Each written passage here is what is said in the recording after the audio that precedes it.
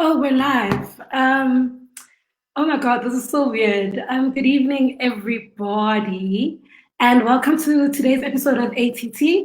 I know this is a face and I try maybe I expect but Winter is not available today, and I'm standing in for her.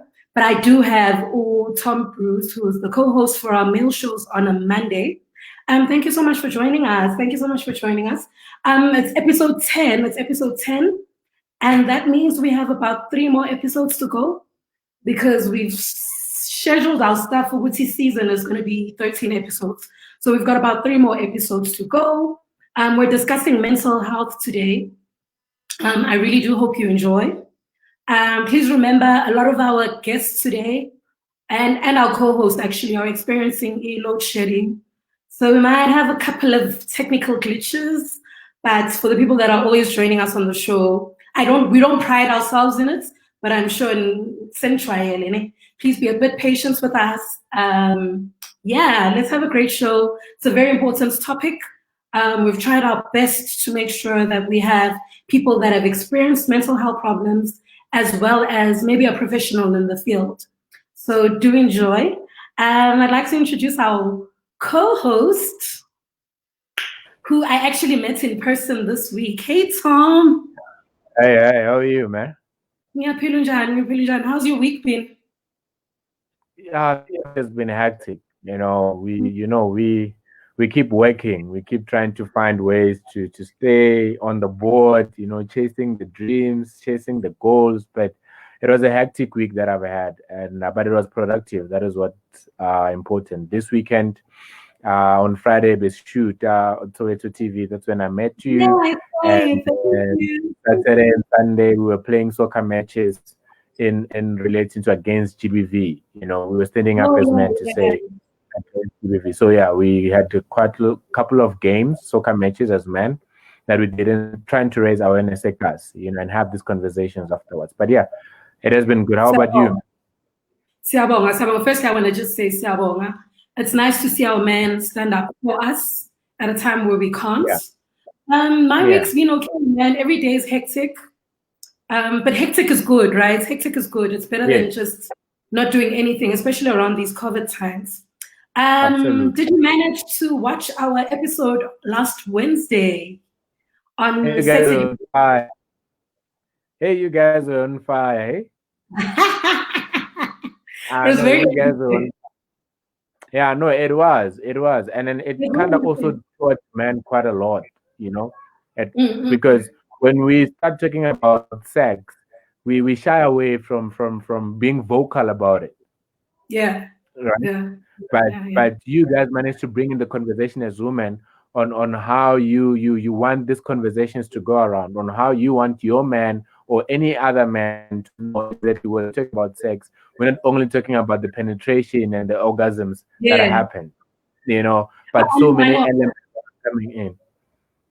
I actually I love the emancipation, man. Women left that episode feeling like they can pleasure themselves, feeling like they can ask their partners to do different, to be different, to explore. As long as we walk out and we're emancipated, that's great. Absolutely. Cool. Do you think we should introduce our guests now? Yeah, no, let's bring them on. Ladies and gentlemen, I'd like to introduce a guest that I think a lot of you are looking forward to having. Oh, he just disappeared. Let's go to Ripetile. So Ripetile is a connect. She is a television producer, and she is also a mental health activist. It's very great, very great. I like the work you're doing. I love the space you're in. Can you tell us what a mental health activist actually does?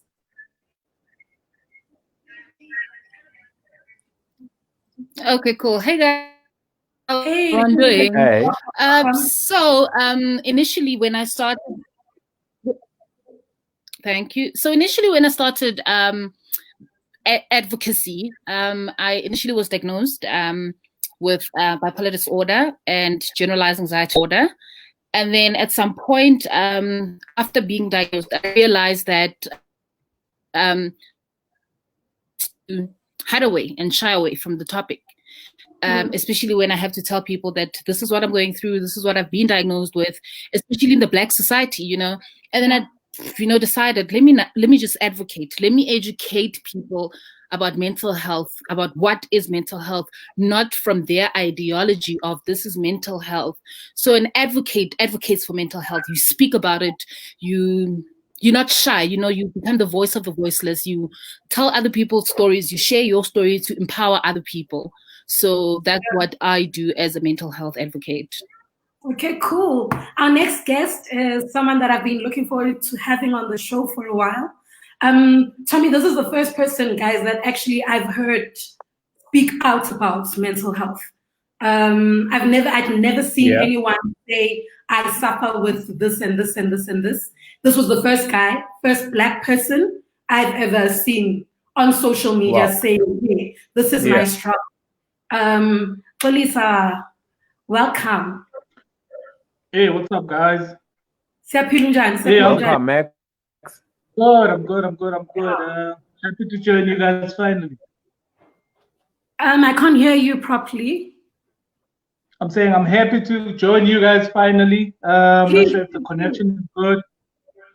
Yeah, thank you. Your connection is not that bad. Your lighting is good. Thank you so much. Well, yeah, I had to get a light to support us. Yeah. What's up, guys? Hi, Rip. Hi, Tom. Ooh, they lagging here. Hi, how are you? Can you hear me? Yeah, I can hear you. Okay, Ripetile, if you can, please log out and come back in again. Okay, because cool. I think there's lagging. No, not you, Polisa, when you're fine. Okay, cool. No, I think X is fine. Can you be able to hear me? Yes, we can hear you. So we usually have an icebreaker just to ease us and get us into the mood before we discuss all these heavy topics. Our icebreaker for this week is your favorite drink. So you get to tell us what's your favorite drink. What are you drinking? It's winter. A lot of us usually change what we drink during winter. So what are you drinking now? And how do you like it mixed? What keeps me warm now, it's chamomile tea, if I can put it that way. Really? Rooibos and chamomile tea. It's what keeps me going. And Ujala CB again, guys. I will now, chamomile tea now. I'm kidding. I'm really enjoying wine. I support that. I enjoy wine. I enjoy a couple of Melods, and Chenin Blanc. More than anything. Okay, Tommy, I think you might have to log out and come back in. Repeatedly, we're doing our icebreaker. All right, cool. Let me do that. What's your favorite current drink? What's your drink currently? Oh, there's a lag, man. Hey, Ripetile. Yo, everybody knows my drink. If it's not Savannah Dry and gin, yes. Whether Yaban or Yashis, I mean, if you are to be decent, coffee is the first love, and then obviously, alcohol. If it's non-alcoholic drinks, coffee, black coffee. But hey, Savannah Dry or gin, anytime, any day. Petile, what are you drinking? What's your favorite drink? I think we've lost her. Milang is Pudala. I think I'm like Polisa. I'm very basic. I drink the same things all the time. Now that it's winter, I'm into wine. But gin is forever a favorite, man. Gin is a love language. It is, no doubt. Ripetile. Absolutely. Can you hear us? Yes. I agree with you. Yes, I can hear you guys. We're doing our icebreaker. What's your favorite drink? What are you drinking? And do you change drinks because we change seasons?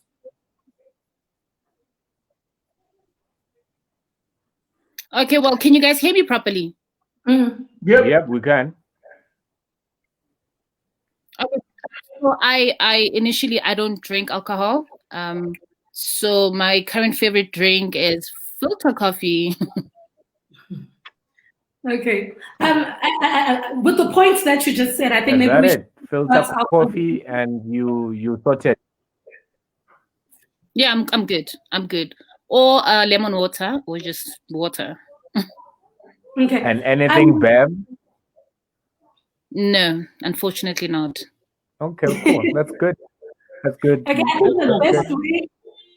I think the best way to kickstart the conversation is, usually when people tell me they don't drink, the first thing I ask them is, how do you deal with your problems? And I think that question is very fitting for us.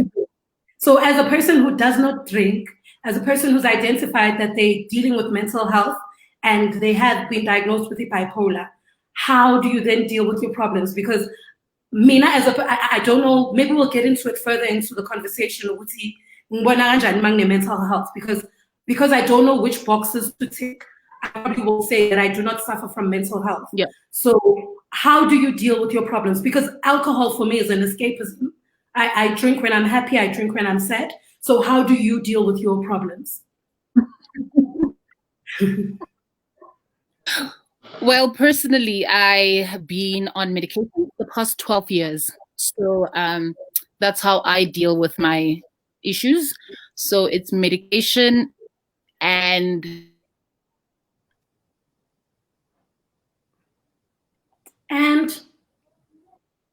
therapy.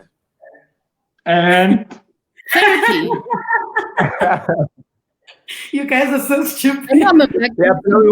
Therapy. 12 years on medication. 12 years on medication. Do you think it's altered you? It's altered your personality? Do you think you've changed? Because I mean, there must be something that's happening to you when you're putting in the same thing for 12 years. Yeah. I mean, I've got the best psychiatrist, just to put it out there. So normally a very close relationship. So you try to alter different medication. This is not working and it's putting me in an anxious state or it's changing my moods. Then we know that we need to fix this, put this, it's like a concussion. Long Island, so that's what happens with me. They put this, they put that, and then we see what works at a certain period. And then we see what works at the certain period. So I've been on meds for 12 years. I used to drink, but then it became an addiction, which was wrong. So that's why I had to completely stop, because then when you drink alcohol, it obviously contradicts whatever you're trying to do with your medication. Wow. Therapy. I'm the first Black person to say therapy. Well, Lisa, how do you deal with your problems? I mean, suffering from depression, speaking openly about it. But I'm sure there was a time where you couldn't even identify what it is, How do you currently deal with your problems, or when shit is heavy, how do you deal with it? I think I've personally tried to use work as an escape, and I've realized that over the times it kind of becomes too heavy on me mentally. But yeah, therapy, speaking to somebody, taking a walk, just being out and active, which is like the most preferred way in any, if you try to actually get your mind in a much better position. But yeah, therapy is number one. I do drink, but I wouldn't say I drink to escape my problems or to deal with my problems, because if you dig deeper into mental health, alcohol is a depressant. So the more you drink, the more you get into that deep type of state. So yeah, pretty much just trying to stay active. I write, but I find that is also not the best option, because you have, when you are in a much darker space, you tend to have, you reveal that type of darker content, for example. Mm. So, but just try to be active. Pretty much that's what I do. Play around, get down, and stuff. Yeah. Isn't it that when you overwork yourself, you then maybe damage a few cells, or you limit some oxygen on your brain or whatnot? Like, is overworking yourself in terms of when maybe you have problems a best solution for you to do? Is it a best option for anybody to say, okay, I'm stressed, I'm gonna overwork myself, whether in the gym, whether I'm writing something, or just work in general? Is that a best option? It's not the best option, because any type of strain to you mentally, that it's counter-progressive. You know what I mean? Because you are not in an aligned state that says, I'm separated from everything around, and it's only me mentally that's pretty much dealing with this. So for me, I used to use work as that type of an escape, or as that type of way of dealing with issues. That, okay, if I am working, if my mind is generally and constantly occupied with this type of work, then I wouldn't have the chance to basically get into dealing with some things. But I mean, that's counter-progressive for your progress mentally, because it means that you are constantly avoiding issues. You're constantly overpowering your brain with unnecessary information, pressure as well, because work is pressure at the end of the day. So it may be something fulfilling, but it's not progressive. We have a comment by Basetsana, and she says it's sad how people don't even know their diagnosis and have a challenge of coping with their daily life. They resort to drinking and smoking, sex, and being abusive. There's a lot of points that I'd like us to touch on just on the comments. Firstly, diagnosis. Like I said at the beginning, because there's no official checklist, I, as Uthando Lwethu, can say, I don't think I'm suffering from mental health, But when did you get to a point where you can put it in a box and you can define it and you say, this is it, this is what I'm suffering from, this is what I have? I think that normally... Can we just get Oripetile up to date? So Oripetile, we're talking now about, I hope you can see the comments on your screen. We're talking about diagnosis. How do you define what you have? Because mental health is broad, man. I mean, we have two people that we're saying are suffering from mental health on our show, and both of you have different diagnoses. One is depression, omunye bipolar. So how do we define, without having to go to the doctor, because you need to realize you have a problem before Zosuhuma, where you are a professional. So what boxes do we take? What are the common threads that one probably has to put and see? Okay, cool. With me, can you guys hear me properly? Yes, we can. Okay. I was doing my second year in varsity, and the reason why then I had to go to my GP to get transferred to see a psychologist. So I was dealing with lack of sleep, which is insomnia, and then I was dealing with hallucinations. I was also dealing with moods up and down. 1 minute I'm sad, 1 minute I'm happy, 1 minute I'm hyper, 1 minute I'm very suicidal. And then the sleeping went on and on and on in varsity to a point where I couldn't even focus. I went from a good student to the worst student ever. So then I went to see my GP, because then I would not sleep for 2 weeks, but my brain would be fresh, and then I went to my GP and I realized that there was something wrong, and then he did a personality test. So in that personality test, it shows, okay, cool, this is what's lacking, this is what's not, what needs to be worked on. And then I had to repeat the personality test because there's a couple of questions that are repetitive. So they want to see how you're going to answer these questions. So they might ask you, what time in the day is the evening, you know? And then they'd be like, the evening is, you know? So it would be same questions, but framed different. So if you say no to the other one and say yes, then there's a problem. It means that you don't have focus, you know? So that's when they realized that I don't have focus. And it was a bigger thing. So initially, then it became all of that in one bulk, and it was fuming and it was fuming until to a point where it was just going crazy. So I would literally hear people, I'd be in my room alone and I'd hear someone call me and I'd be like, hey, what?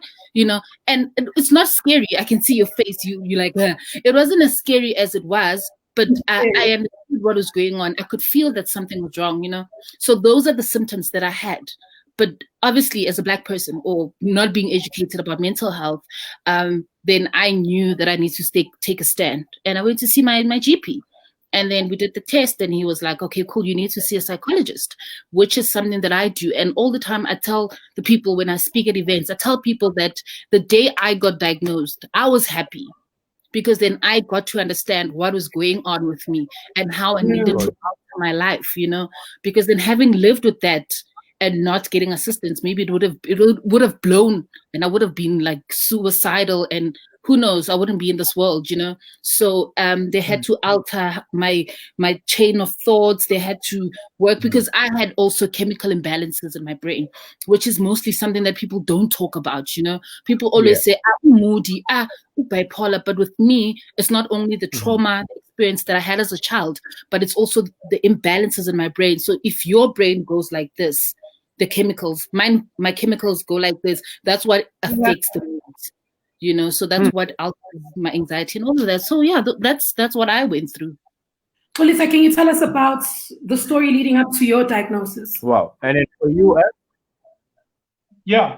So, you know, I've always felt and realized that I'm in some sort of a depressed state. You know, the outer look has always been like this person is happy, but I've always had that secluded, lone, and type of personality. And you know, like Ria said as well. I mean, you end up not sleeping. You know, you go through days and weeks without having a proper sleeping pattern. I mean, you go through self-destructive behavior, so much as suicide as well. Something of which I had also experienced. But what's more important, right, is that for you to say, and then I'm not trying to to take entitlement like the title from people. For you to say, I'm depressed, I'm this, I'm this, I'm this. It's important that you get diagnosed, right? Because once that is done, then you get the perfect key as to what's next in whatever you do now. Yeah, which is what I'll tell you. Yes. So when I decided to say, you know what, let me go and see somebody, I had gone close to 4 days straight without sleeping, and then this is without shutting. Wow. This is possible. This is without shutting an eye, and I had deliverables from work that I actually had to, cater for. I went 4 days straight, and then on the fourth day, right in the evening, I collapsed, and me collapsing in that moment, I was still in a situation where I had a roommate, and then my roommate came into my room like, this person hasn't been responding for this long. I went into hospital. I checked myself basically. I checked myself, and then I started the process. And I think what was also good was that I was not unaware of what was happening with me. Yeah. I got into a time where I said, okay, now I am speaking with somebody. Now I am addressing this issue head on. More than anything, you see, there's a big scientific factor to it. which the chemical imbalance issue comes in, because we are generally, biochemical people, if I may say so, that everything in our system, in our bodies, is chemical. The type of food you put in, has a chemical reaction to your system and stuff. So that lack of sleep, that destructive behavior, hectic thoughts, kind of created that imbalance in my brains. So you will then need to be on you'll then need to be on antidepressant. You'll need to be in some form of medication to basically balance, those chemicals. Where if you have to be happy, you'll be happy. If you have to be sad, you'll be sad. If you have to be, able to express some form of emotion, then you will be happily and gladly, naturally do so. So I think leading up to my diagnosis, I've had over 10 to 15 years of self-destructive and thoughts, suicide, and also, basically it all stems from certain loss. And then I remember I said to myself, I cannot go through all of these problems in my life at a very early age, and then losing so much from parents and to anything basically. And then I said, I cannot go through so much and then think that I will be fine at the end of the day. Yeah. Sorry, I need to ask something. With us guys, and this goes to you as well, Ree. We hardly talk about these things in our peers. Where like you from a doctor, and a doctor says like chemical imbalances. For you to come to me and tell me, Ndwana, chemical imbalances. I'll be like, Ndwana, go have sex or drink alcohol or whatever. How do you then start these conversations with people around you as young people? Because those are the certain things that we struggle with. How did you then find a or someone who you could share and disclose this information to, Ree? Okay, with me, initially when I got diagnosed, as I mentioned, that I was in second year, so having to be in a psych ward, especially being still in my mom's medical aid, so she had to be called in to my GP appointment before I got shipped to, that's what they say, I was shipped to a hospital. So then we had to explain exactly what was going on. They had to take her through the illness. They had to tell her this is how she is going to affect her.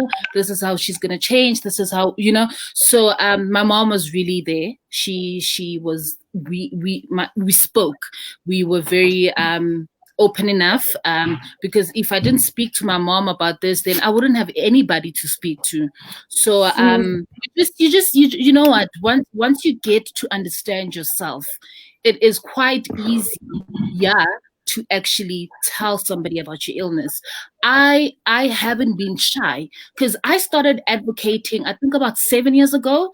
I started advocating for mental health, and when I came out, I knew that I don't only have my mom, I don't only have my sister, but I have a nation behind me, and I have a community and a society that also learns from me, So for me, my people, my followers are my companions, because when I'm not okay, they are there. When they're not okay, I am there, So I think when I started the whole advocacy thing, I just wanted to build a communication. So people learn. So people learn about, this is the process of diagnosis. This is how you disclose to your family. This is how you disclose to your friends, So I think that's, for me, it was actually quite easy, because I'm a people's person. So I told myself that I will disclose to people because I want people, like I said, for me, mostly what's important was to eradicate the stigma attached to mental health within the Black society. So it's all about being comfortable, and it's all about finding yourself in order to be out there and be someone else's voice, So for me, I've never been never been scared. I've never found a reason to explain myself. I've just been open about it, and whoever takes it, takes it. Whoever has a judgment has a judgment. As long as I'm okay, another next person knows that I'm here to understand and I'm here to talk to them, then I'm good. Judgment is something that doesn't scare me anymore. I've picked up in what you guys are saying, that mental health requires mental strength. Yeah. You both talked about how mentally you have to be strong. I mean, Ree, you said something very important, Swuti. The day you were diagnosed and you knew what was wrong with you, that was the day you were set free, So we come from a community, and we need to be realistic. We come from a community where I don't think people have access to medical aid. A lot of people don't have access to social media. People don't know the difference. Like, you think about our aunts, when you're making a noise, all they say is, "Ngifakela my nerves, ngifakela my nerves." Black people do not know how to define mental health. Black people don't know what it is. I'm thinking now that my dad is not a social media person. And if I were to tell him that I'm suffering from bipolar or post-traumatic stress disorder, like, my father will legit not know what I'm talking about. Exactly. There's a lot of groundwork that needs to be done with our elders, because they are raising our kids. We go to work and we leave our kids with our mothers and our stuff. How are we getting that groundwork done? How are you educating? Like, Khalisa, how are you telling your aunts and your uncles? Because you're just moody. So how do we explain it to our Black families? And I'd actually like both of you to respond. Khalisa, we'll start with you. Yeah. So I think one thing I'd say, I am lucky, right? Because when all of this was happening, I wasn't around people that did not understand, right? Yeah. So, of course, they understood me and accepted me as a moody person, as a quiet person. But when I started the whole process, it was widely, and openly accepted, because it's something that they had to pre-educate themselves with. I think with my family generally, I have a very big family, and it's not that much of an ignorant situation. I have people who work in health services of my family, and so when I basically kind of become clear to them that, okay, this person is going through this process, then they basically did understand. So it really isn't, for my end, it really isn't an issue where unlike you, Tabile, where I have to, I feel like I need to educate the next person about the situation, about stuff, because also there's a certain element of imposition that is there. So I'm going to impose anything. I'm going to anything. So you'll be openly and say, this is the situation with me or whatever. And if at any point you need more information on it, we can gladly talk about it. You can ask me questions. I can share whatever that I can. But yeah, at the end of the day, I mean, depression is still a selfish type of. It's still a medical illness. It's still a selfish medical issue that you have to go through alone. And if it's your duty, or if you feel like it's your duty that you need to kind of educate or share with other people, then it's still fine. But at the end of the day, it's only you and what you're going through. Yeah. Yes. The groundwork with your activism, the kind of groundwork that you're doing for our communities that don't have access to the kind of platforms that we're building, So how are you making sure that the message gets to the people on the ground? And funny enough, as you are asking that question, I just read Gilbert Farisani Muchiva. Yes, I'll put it up again. Actually. So when I started my page 2016. Initially, I called my page I'm Not Bipolar, because that was when I realized, you know what, let me open up an online campaign. But it was more on a blog point of view. But then I realized, you know what, it can't be a blog space, because it's for the community. So I need to call it a community service. So for me to do the groundwork, I have free, not really seminars, but informal gatherings. I don't know what to call it, where we go community, and then I just spread out posters. I just, do my social marketing, and then I just get there. I come to a neighborhood, I speak about mental health, whoever comes, whoever doesn't come. And the funny thing is, with me, I don't charge for my free seminars, whatever. People come in, people listen to me. I bring, let's say an example, I bring a Penny Lebiane who I've worked with. I bring a Losha Cooper. I bring a so on and so on, so that we can educate people. And it makes me quite sad that people are now charging to educate people about mental health. If people can't afford medical aid, if a person can't afford to go be a psychologist, what makes you, or what gives you the right to ask this person to come pay 200 rand to come learn about mental health?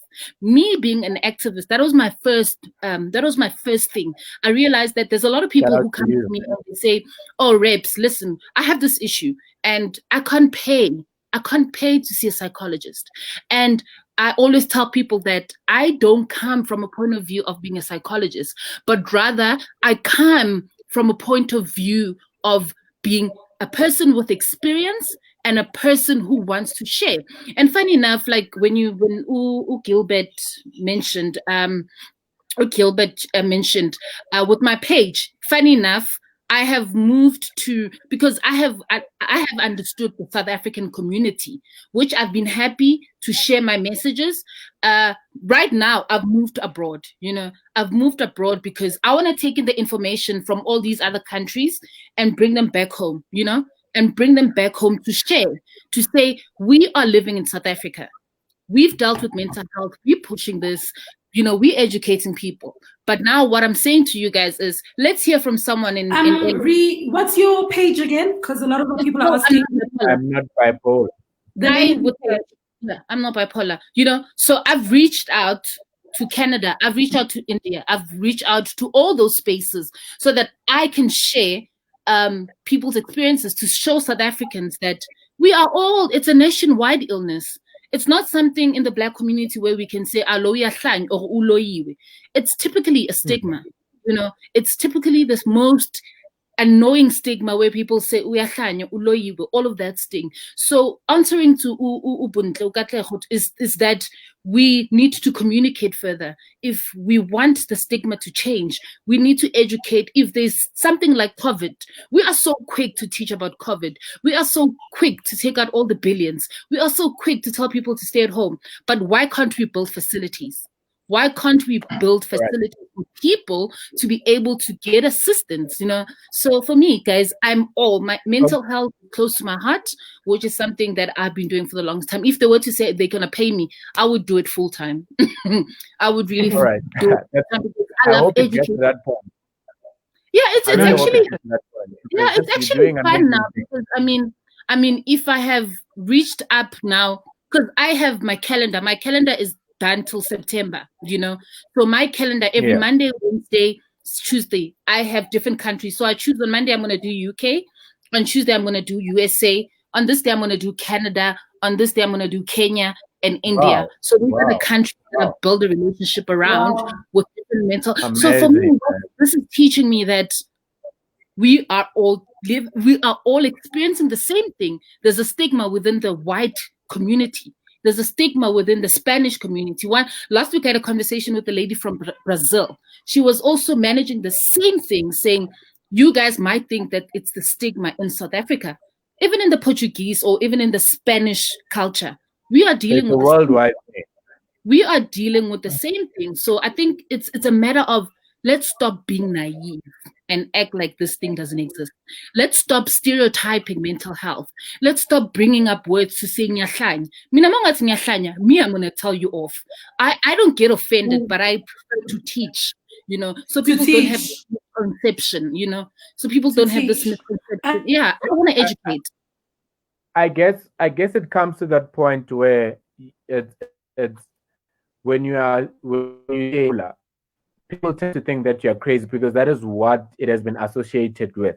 We're when so you are sorry, depressed, guys. We're having connection problems. We're having connection problems. I've got the page Yaga Repetile scrolling at the bottom of your screen. It's no AM, it's I-M. Yeah, if you guys can go onto the page and like it. Okay. Did I spell the name of your page right? Please. Yes, no, you spelled it wrong. Wrong. Yeah. Please type it for me. I'll sort it out. Guys, can you hear me? Yes. Guys, there's yeah. Oh, I was saying as black people, we this is a question I've been thinking about a lot actually. There's a thin line between, if Ripetile talked about how she was hallucinating. And I know a lot of our brothers and sisters are getting the calling to become Ubungoma, to go into traditional healing. There must be a very, very thin line, because what you say is hallucination, someone will say ukhuluma baphansi. How do we then distinguish, and how do we educate well? Yeah. So, if I can come in, do I get a cue? Yes. Yeah, sure. Yeah. So, my take has always been that generally we are spiritual beings, and then we are somehow connected to something that basically, either keeps us alive or keeps us in a certain aligned manner, right? So, I was gonna touch on therapy per se as not the go-to, and all of things, right? And it's not to say you have to be diagnosed by somebody so you can, get a renewed key into about yourself, right? And I have been seeing, a lot of people openly heeding the call, Yobungoma, spirituality there are really, really much in touch with that. And I give it a tick so much that because in the state of your mental well-being is not entirely dependent on one thing, right? Yet we are living in a society where things have to be medically, ticked off in order for us to accept them as the thing. Like now you have to be diagnosed in order for you to say, you have to be seen by a psychiatrist in order for you to say you have this, you have that. And as it is, you cannot go out and say I've got COVID when you're not yet tested. Yeah. Right. Yeah. So, but also, that element that is now happening, I'm gladly open and accepting it so much, because your state, your mental well-being is very much aligned and rooted to your spiritual well-being at the end of the day. Yeah. If you have something that holds you down, viva to that. Yeah, I think you raised such. Oh, sorry. You can go, Tommy. No worries. I just wanted to find out. Yeah, we are talking more of these problems or these disorders that we may have. Stress, depression, bipolar, and stuff, right?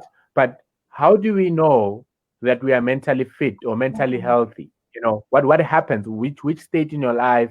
Because we can't associate that with emotions. where you say, Yeah. I'm depressed because I'm happy, or I'm not bipolar because I'm happy. You know, when do you know you are mentally fit or mentally healthy? Yeah. Look, that's another important question where it will draw back to a changed version of you, right? So for me, yes, for me, it's been about, I haven't been on antidepressant for about 6 years now, right? And I haven't, I mean, for all those 6 years, I haven't been feeling, even prior to that, I haven't been feeling that I'm in a dip, like, you know, I'm in a depressed sense. Do you guys, okay, are we together? Cool. So, yeah, so there are activities, for example, that I could not even imagine doing while I was depressed. You know, a friend of mine, Luyanda, usually, you know, depression is, you know, your inability to do even the most simplest of things. And one thing that is very closely connected to that is umdlulingubo, for example, right? Yeah. Because that's the most simplest thing, but you can't do it. You know, you can get yourself to do even the simplest of things. And, you know, I mean, since then, I feel I've been in a much more aware state. And then I know that if I don't do something, it speaks to a certain behavior that I am trying so much to get away from. Because me stacking into that behavior, it means that I'm in a progress, or I'm not doing justice to all those 6 years, for example. You know what I mean? So yeah, so if you get to a point where you can actively do activities, you can actively make up your bed, you can go out for a run, you can easily take tasks head on, then I'm not saying you are cured, I'm not saying you are somehow, you know, separated from what used to happen to you. But what I'm saying is that it's progress. You know, it's progress. It's progress when you are able to do things that you never used to do. You know, there's a yeah. I mean, even things like So there's a okay, feeling of emancipation from what you are feeling. Yeah, pretty much. You know, pretty much. And it will manifest itself out into positive thinking. It will manifest itself out into, you know, positive activities. And then people will like, hey, this chap is quite heavy, and I mean, he's quite happy. You know, I want to be like him, or I want to be on whatever that he's in. You write positive stuff. You know, I want to be in whatever that you are in. So that is the type of progress. But or then process. I can seem that way because I am afraid of people knowing with. I'm afraid of people knowing the demons that I fight, that I don't sleep at night, you know, or I hallucinate or whatever. You know, I have insomnia or whatever. But in the public space, I can still say I'm positive, I'm fine. I write positive quotes. You know, I am happy with around people. You know, when we hey, how do you then deal with such, Ri? Like you know what, with mental health, guys, it's beyond you being by yourself and trying to understand everything by yourself. Like, it's all about communication. I think it's the same thing when you speak to your psychologist. He or she is trying to change how you see things, or how you talk about things, or how you think about things. So for me, it's always about communication. Find the right people, find the right suitable people who will be there to support you. Find people who will want to learn about your disorder. Find someone who will work the journey with you. Because the more you hide yourself in a cocoon, and, you know, try to, you know, bottle yourself in, it's understandable. Like Kolisa was saying, is that he could do yoga, he could run, I could, you know, meditate, but people experience things differently.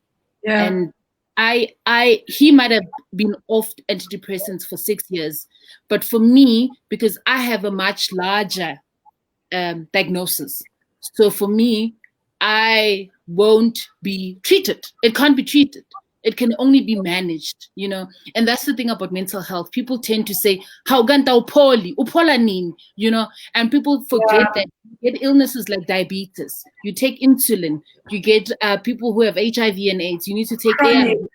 You know, it's a chronic illness, and I hate it when people constantly say, "Eh, ganta upoli, ay wena nala mapilisi wako." You know, for me, it's always about people need to understand. People need to try to separate themselves to say, when you have a mental situation that happens now, it ends. No, it's also an illness that people need to speak about, and people need to understand that it's something that's there and it's something that can be managed, you know. So like police are saying, I take meds. That is that is something that helps me, you know. It's something that makes me focus. It's something because I also deal with generalized anxiety. So generalized anxiety disorder, anything just makes you anxious. You hear something, you know, you generalize everything. You think about the future. You think about tomorrow. You know, you think about 5 years from now. You think about 10 years from now. And that just causes constant anxiety. So what I always tell my followers is that you need to speak. You know, find the right person. Because they always ask me, how do I find the right person? I'm like, the one person who you can share anything with. Find that person who will sit down with you, someone who will actually listen. Because some people are out there to listen and they move on. Then they go to the next person to say, oh, Mzulu repeated depression, you know. So the reason also with my page, my description of my page is a safe space for people to have conversations around mental health. So why did you name it I'm Not Bipolar?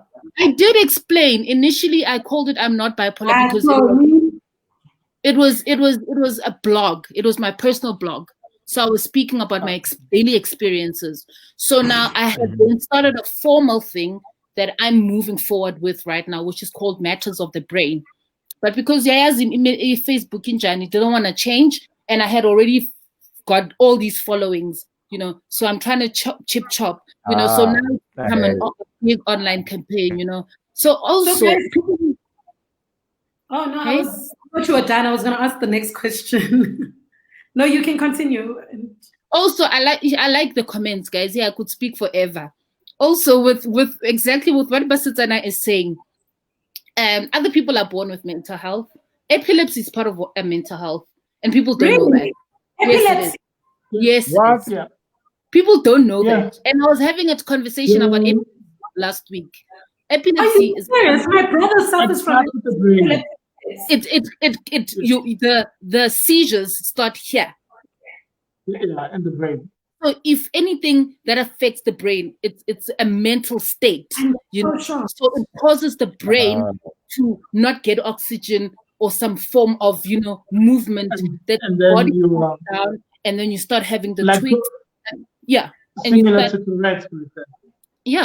So that you see, that's the thing. Wow. People think that epilepsy are cool, you know, and that's the thing because there's so many mental health disorders that there's depression, which is something that could take from a week to maybe 2 months or lesser. And then there's bipolar disorder. It moves from north to east. So those are different poles. So one would be the depressive one, where you don't want to get out of bed. You're very sad. You're depressed. You're moody. That's the mood. And then there's one hypertension, hyperactivity, you know, discontract. We are pangapa. We are shy. We are puza. You busy, you know. And then this one, you don't want to wake up. And then there's personality disorder. Your personality moves all around, you know. 1 minute happy na mila 1 minute personality change. There's OCD. And people think OCD is me obsessing about, okay, this is where I'm going to put my books. That's not. OCD is beyond. Yeah. It's beyond what we think it is. And then there's dysthymia. Dysthymia is what I also suffer from. What is that? Dysthymia. Dysthymia. So dysthymia DY? Yeah. STI, somewhere dysthymia. So dysthymia is heavy. STHEMIA. That's what I had, basically. Dysthymia is, I also suffer from dysthymia. It's prolonged depression. Depression. And then there's there's a lot. Then there's eating disorder. The eating disorder is a mental health issue. You know, Ziningi, the list is endless, guys. And I think that's where I know we are in class. people need to And stop we have some of the mental disorders that Ree has Yes, just mentioned scrolling on your screen. Yeah, it's So actually, look up. and the schizophrenia also. Schizophrenia is also a heavier multiplied. I'm not gonna say bipolar, but it also has the symptoms as fun and bipolar. But when you schiz, you are out of touch with everything. You are Okay, out of so touch. my question then becomes, how do we then educate our people? Because as soon as you mention schizophrenia, the only thing I can think about when I think about schizophrenia is when they covered at school the Queen. So how do we ensure that we have education in our content, in the things that we read on Facebook, in the things that we watch on TV, on our TV ads? Like, how do we touch on these sicknesses and think in places where we know people are watching? Because I'm sure a lot of people aren't streaming live, wanting to watch things on YouTube, but they're watching Generations at 8 o'clock. So how do we say organizations collaborate? Our World Health Organizations, they're not doing communication. Yeah, no, they're not. You know what? Funny enough, my friend is friends with Uputi Bandile. I call him Put Bandile from the MEC of Health. I had been spoke to him because when I come up with ideas, I'm not scared to stretch my hands, you know. So I had then suggested to them that is it possible to make a campaign that's broad? Like if you have a Arrive Alive, why can't you have a mental health? Why can't you have a mental health campaign that is inclusive of the government, of the department, of the presidency's office, you know? So and they have this thing of, yes, we don't have enough funds for mental health.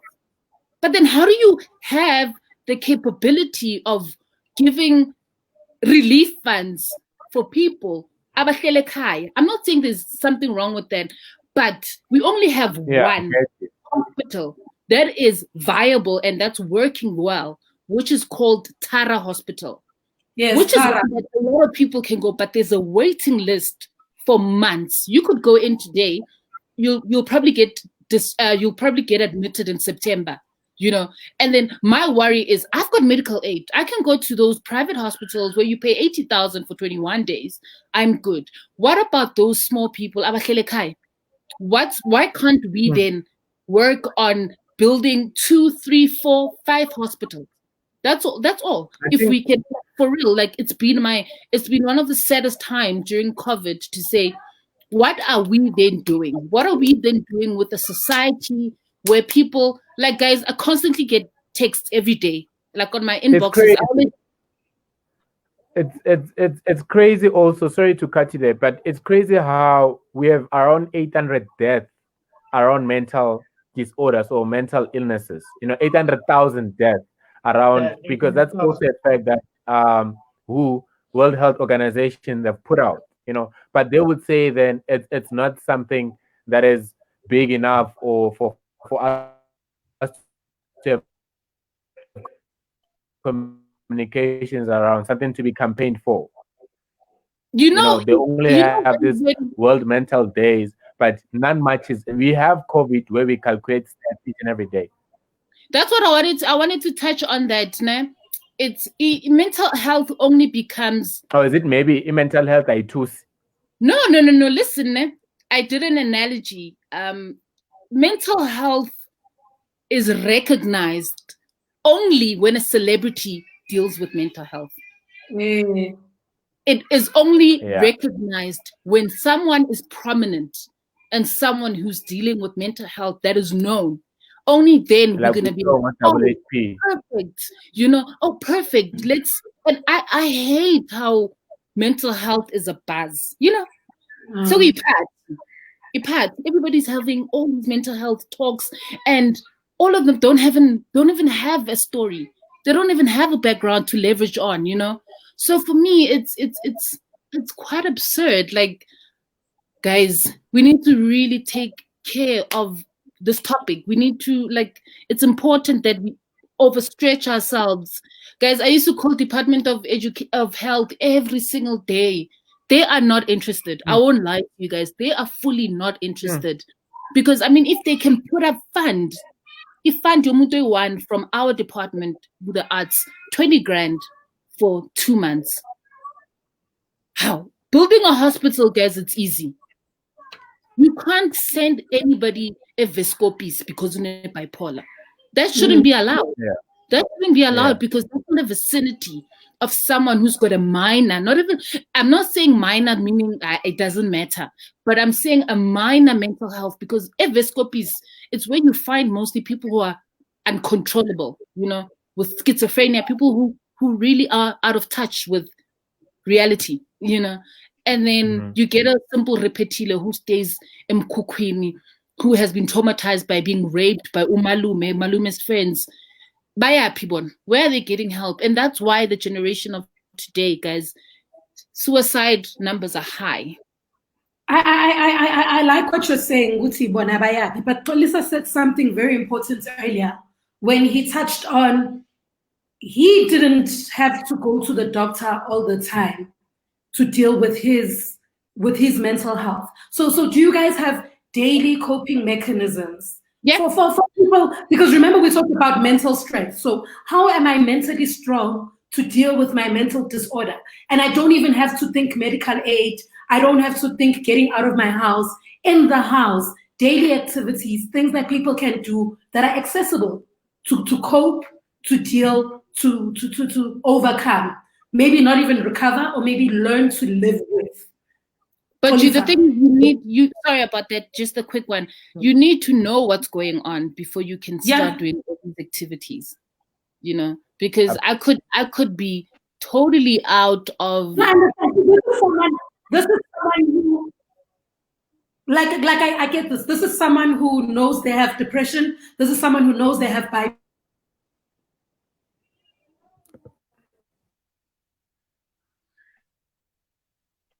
Luxury of medical aid. Yes, I know, but I cannot medically. I cannot sustain my sickness. So traditionally, spiritual, church. What can I do to make sure that I'm mentally strong to live with my sickness? Yeah, you know, we do a lot of things to increase our moods, to be happy and stuff.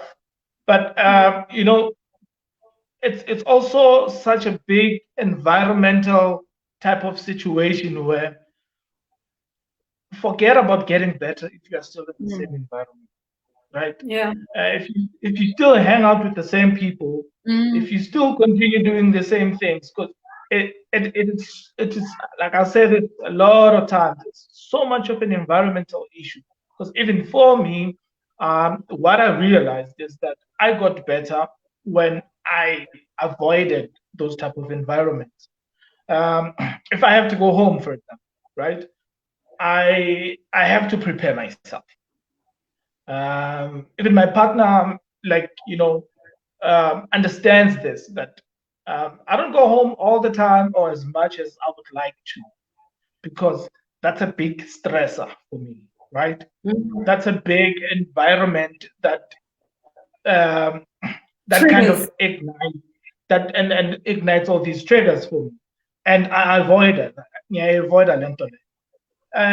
Look, I mean, you need, at the end of the day, you need to be selfish with yourself. You know, you can't be also fully accessible, because you being fully accessible, it means that you are exposed to all these things that might even just stress you as a person generally, right? So, but like Rita said, I mean, once you are in that point where you know that, okay, cool, I have this situation, I am struggling with this, or I am living with this, or I am going through this, then you need to be selfish about yourself. Eliminate yourself from those type of stressful situations. If it means that then even in a, you know, closely knit home situation, even if it means that you have to, you know, just seclude for those little minutes so you can do that, right? But yeah, at the end of the day, there's no Yeah, look, there's no set anything to it. I'd like to believe. Also, just to touch on utshegofatso Refilwe Boitumelo Modibo, you need to understand your illness to formulate coping mechanisms for yourself. Depression is a recurring illness. So, like you mentioned, Uguti, yeah, it's there. Like like you said about if you have bipolar and you at home and you want to find coping mechanisms. Unfortunately, when you have things like bipolar, it is treatment is a must. There is no point where you can say, I'm bipolar, I will do yoga, I will run, I will clean all the day, I'll remove clutter, I'll be okay. Unfortunately, bipolar disorder is one of the illnesses that needs medication. Maybe depression, you can find things, but depression also has down days. And that's why there are things called antidepressants, you know. So instead of trying to find things to do, coping mechanisms are perfect. But at the end of the day, you need your medication. You need to understand your illness. Yeah, in order to Okay, now another thing that I'd like to ask might be a bit personal. Mental health and dating. You guys have said a lot. You guys have said a lot, and I'm picking up that maybe my partner could have been suffering from this, and I perceived it.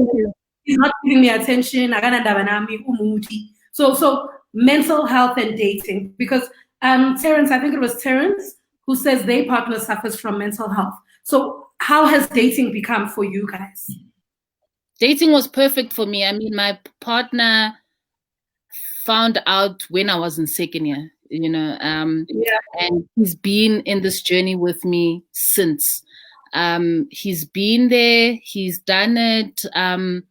He was there every time I had an anxiety attack at 2 a.m. He'd drive me to emergency. I can't take anything away from him.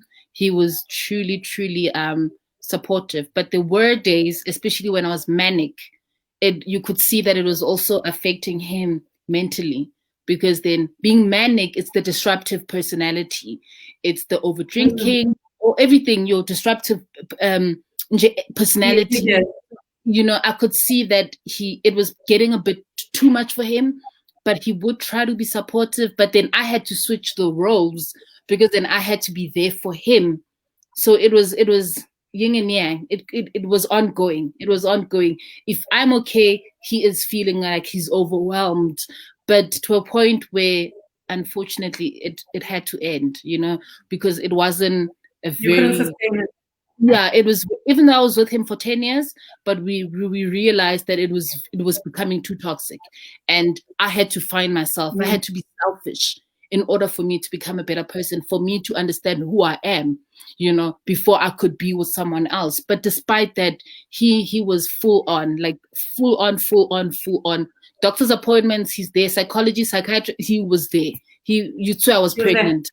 He was there, perfect. Polisa, you're raising a family. You're raising a family, and I'd like you to tell me how it's been for your partner, and secondly, the kind of environments that you're trying to build for your son.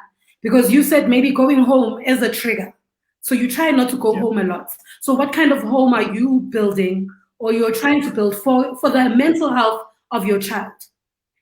Yeah. So let me just also touch on this dating point, right?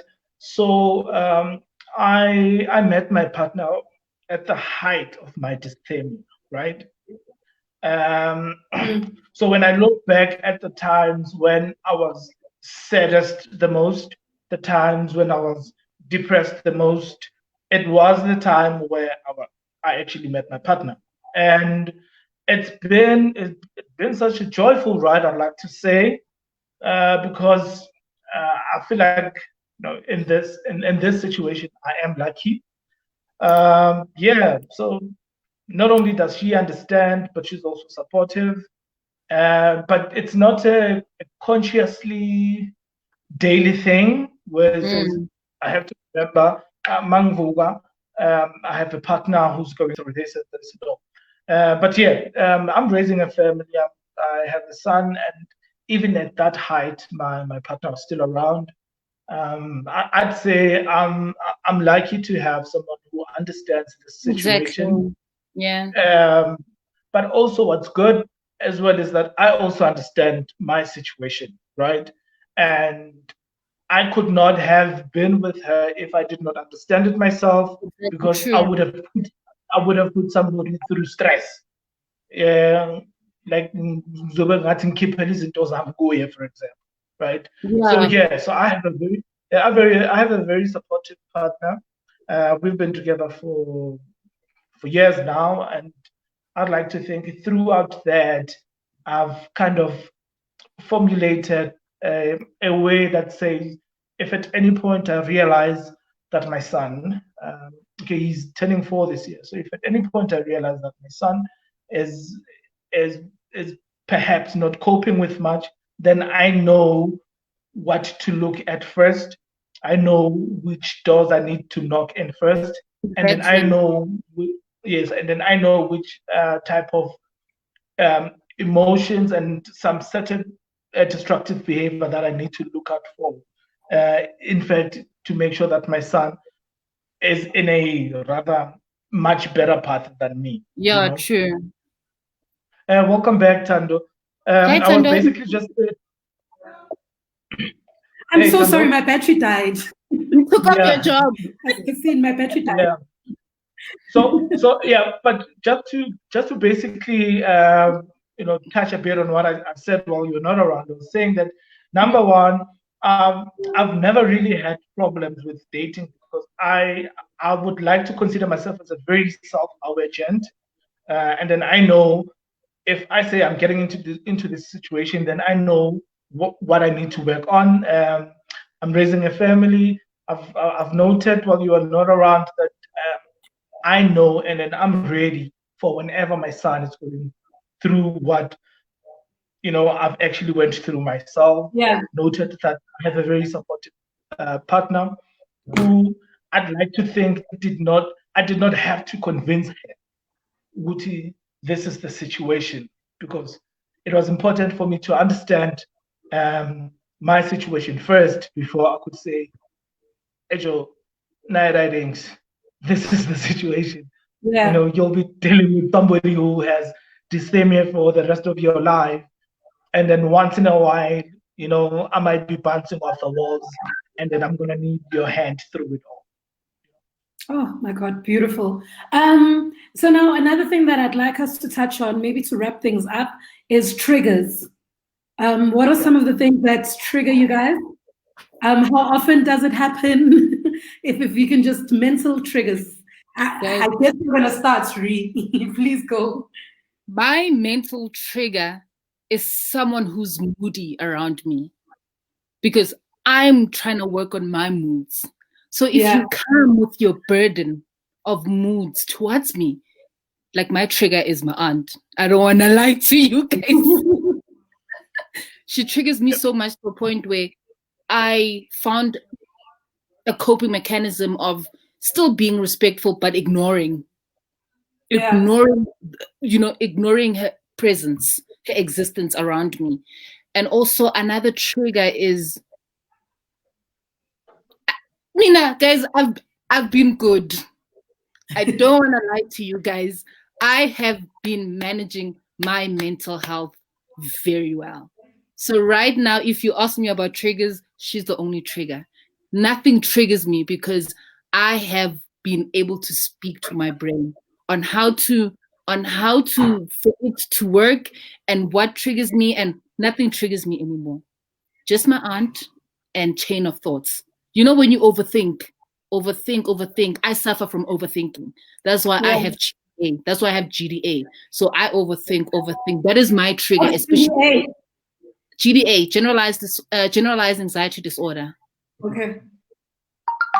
So that is my main trigger. But otherwise, you guys have been dealing with this for so long time, to a point where I know what works, what doesn't work, which pill is called this, what is this pill for? If you take this, I've really educated myself.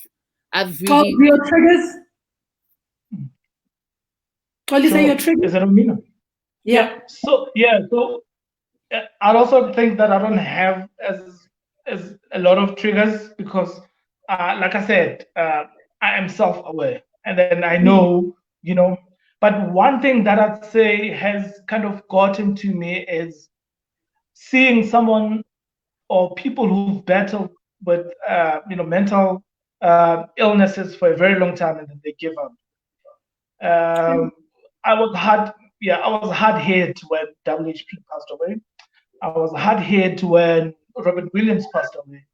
When Yeah. Heath Ledger passed away. Robbie Williams cut me deep. Yeah. Mac because- Miller killed me deep. Yeah. This person has been suffering with mental illness before I was born. So you can imagine holding on so much and to a point you say, fuck it, I can't take sorry. You say I can't No, take we it can anymore. swear on the show. We can swear on the Okay. show. Yeah. So I feel like that's what gets me sad because I feel like everyone is working on themselves, and then I see it as well. I mean, through people that I interact with, and like, hey, you used to not have these opinions about things, and then your thinking has changed. Kudos to you and stuff like that. So, I'd like to say if hearing or reading or seeing someone who, because you also look up to these people, you kind of draw this holding on type of energy, and then if you hear about them having passed away because they couldn't take it anymore, it's like, makes you sad. But generally, I feel like over the years I've mastered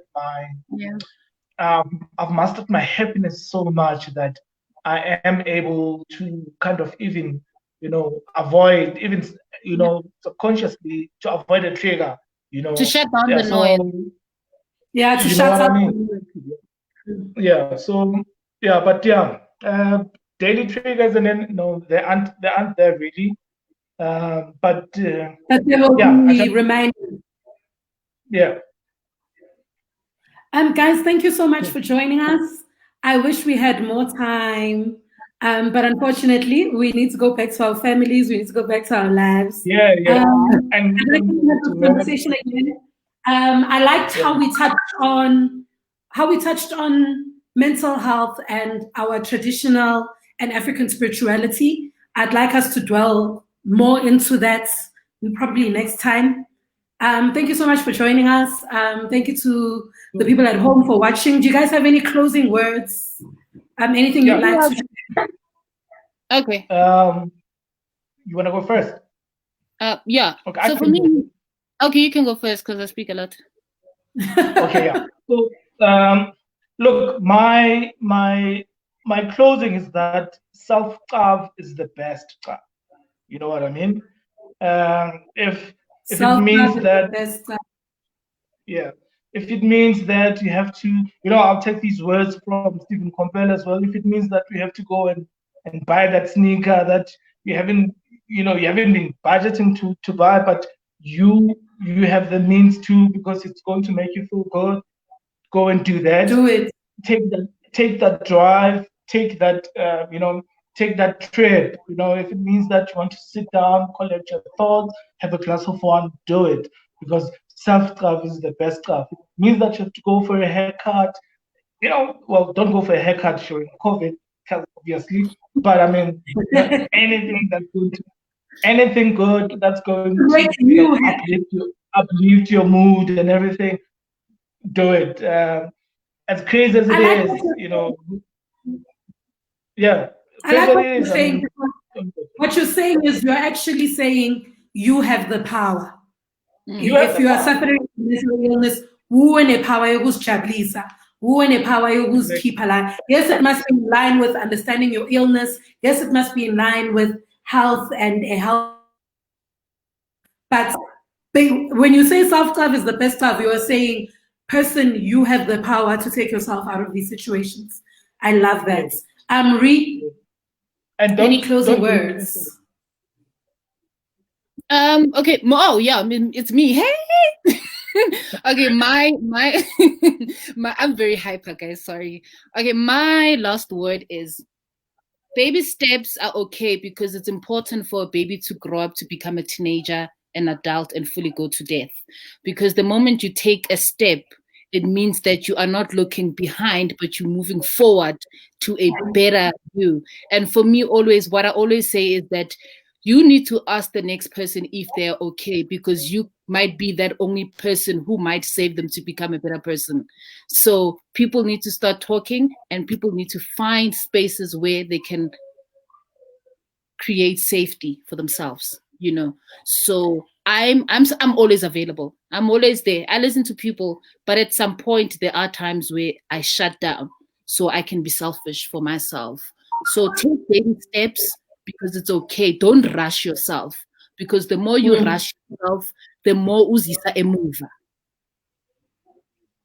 Thank you so much. I'd like to close with saying what I learned is mental health needs mental strength. Make sure you take care of your mental strength. Even on days when you are happy, make sure you are mentally strong. Invest in your mental strength. So when things like mental health do come up, you have the strength and the capacity. Thank you so much, guys. Please like Ree's page. It's I'm Not Bipolar. I've been scrolling it down throughout the show. And yeah, we hope to have more conversations. Do join us on Wednesday. We're talking about young Black women that are making moves. Thank you so much. It's been a great evening. Goodbye. Thank you for having us. Bye. It's a pleasure. Cheers. Pleasure, guys. Cheers. Sure. Cheers. Cheers.